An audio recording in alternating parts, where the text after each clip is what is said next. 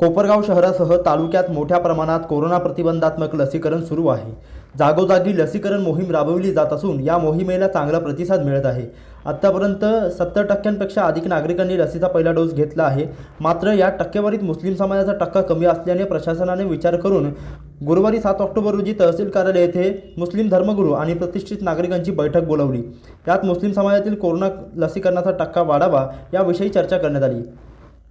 गुरुवारपासून सर्व धार्मिक स्थळे उघडल्याने शुक्रवारच्या मोठ्या नमाजवेळी समाज बांधव मस्जिदमध्ये येत असल्याने मस्जिद बाहेर कॅम्प लावण्यासाठी सूचना नगरसेवक हाजी महमूद सय्यद यांनी मांडली। त्यानुसार शुक्रवारी मुख्य नमाजच्या वेळी कोपरगाव शहरातील मोठ्या मस्जिदजवळ कॅम्प लावणार असल्याचे तहसीलदार विजय बोरुडे आणि मुख्य अधिकारी शांताराम गोसावी यांनी म्हटले आहे।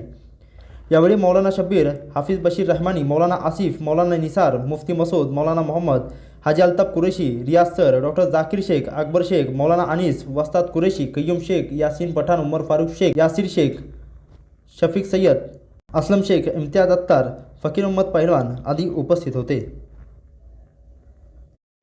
वॅक्सिनेशनच्या संदर्भात अल्पसंख्याक समाजाची बैठक आपण आयोजित केली होती। यामध्ये जे मुस्लिम बांधव आहेत त्यांचे जे मौलवी आहेत, नंतर इमाम आहेत, यांच्याशी आम्ही या विषयावर चर्चा केलेली आहे।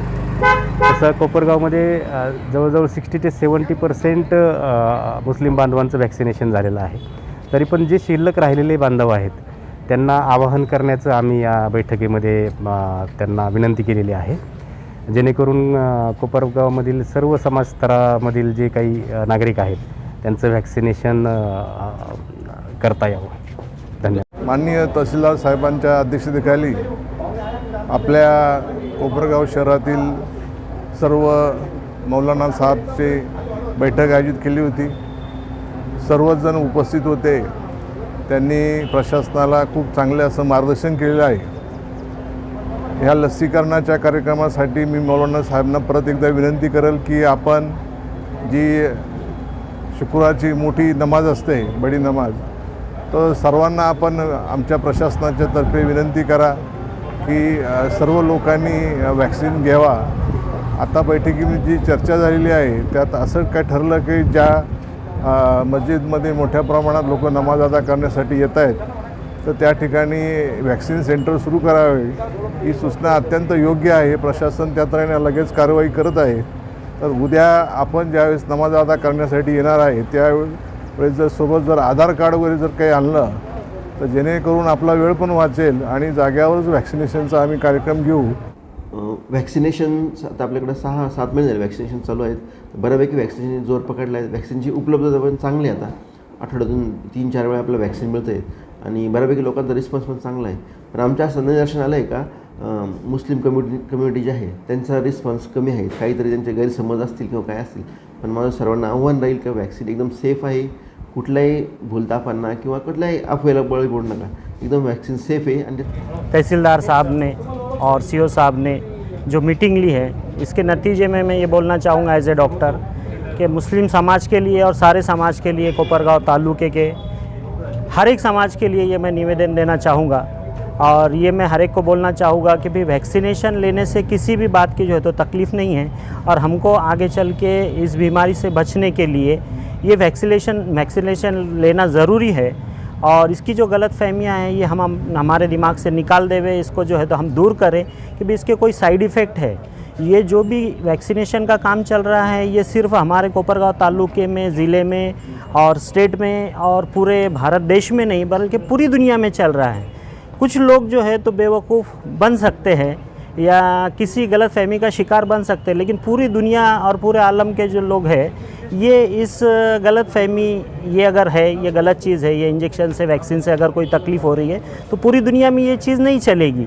कहीं ना कहीं उसको ब्रेक लगेगा। कोई ना कोई मुल्क, कोई ना कोई देश जो है तो इसको रोकने की कोशिश करेगा। तो ये हम हमारे दिमाग से निकाल दे। पूरे समाज के लिए मैं ये बात जो है तो बताना चाहता हूँ कि भी इसमें जो है हमारे किसी भी लाइन का हमारे लिए जो है तो इसमें नुकसान नहीं है, ना जिस्मानी, ना दिली दिमागी, ना किसी और लाइन से नुकसान है, बल्कि इसमें अगर होगा तो हमारा फ़ायदा होगा और ये कोरोना, ये महामारी से हम बचेंगे इंशाअल्लाह। हमारे शहर में जनाब तहसीलदार साहब और मुख्य अधिकारी साहब, इन्होंने शहर के उलमाए कराम और ज़िम्मेदारों को तहसील में मीटिंग के लिए बुलाया है, इसका मकसद ये है कि समाज के अंदर कोविड के ताल्लुक से, वैक्सीन के ताल्लुक से जन जागृति हो और आवाम की जो गलत फहमियाँ दूर हो, इसके लिए उलमा को जो है ऐलान करना चाहिए और लोगों की गलत फहमी दूर करना चाहिए।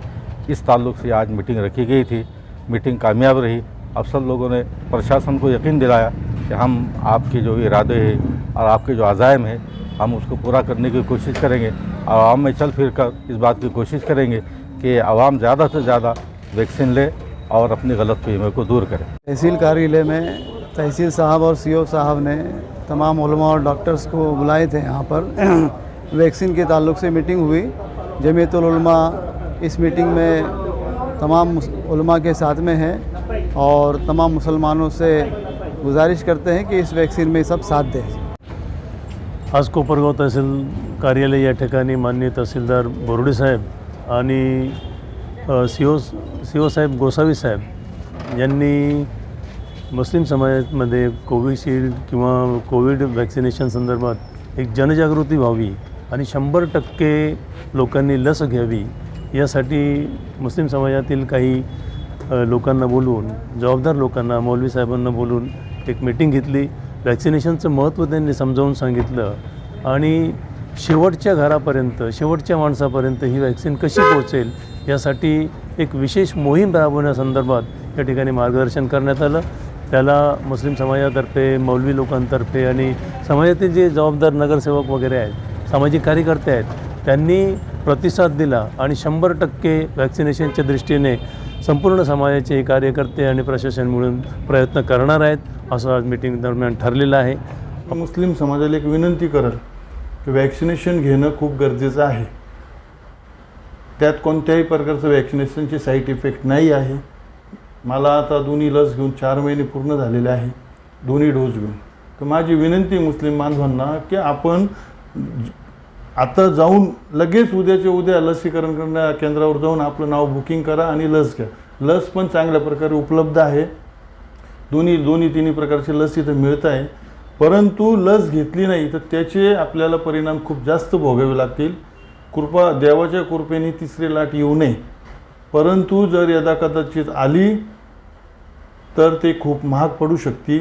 मुस्लिम बांधवांना एक तर आपल्याकडं आपला समाज हातावर मोलमजुरी करणारा समाज आहे, गोरगरीब लोक आहे, गाईडलाईन्स व्यवस्थित भेटत नाही, तर त्यात आपल्याला खूप मोठ्या संकटाला सामोरे जावं लागेल।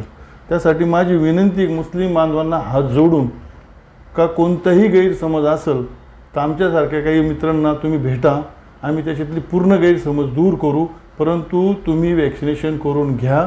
खास करके हमारे मुस्लिम समाज से एक अपील करना चाहता हूँ, कोई गंवार लोग, कोई अनपढ़ लोग इसके बारे में कुछ गैर समझ करा के, इसके अंदर कुछ गैर समझ करा के, कुछ पेपर के अंदर, कुछ व्हाट्सएप के ऊपर, ये जो न्यूज़ के ऊपर कुछ गलत अफवाहें जो फैल रही है, उसके वजह से मुस्लिम समाज के लोग बहुत से डर के मारे या कोई अशिक्षित लोग ये कोरोना के जो वैक्सीनेशन चालू है इसके बारे में डर फैला रहे।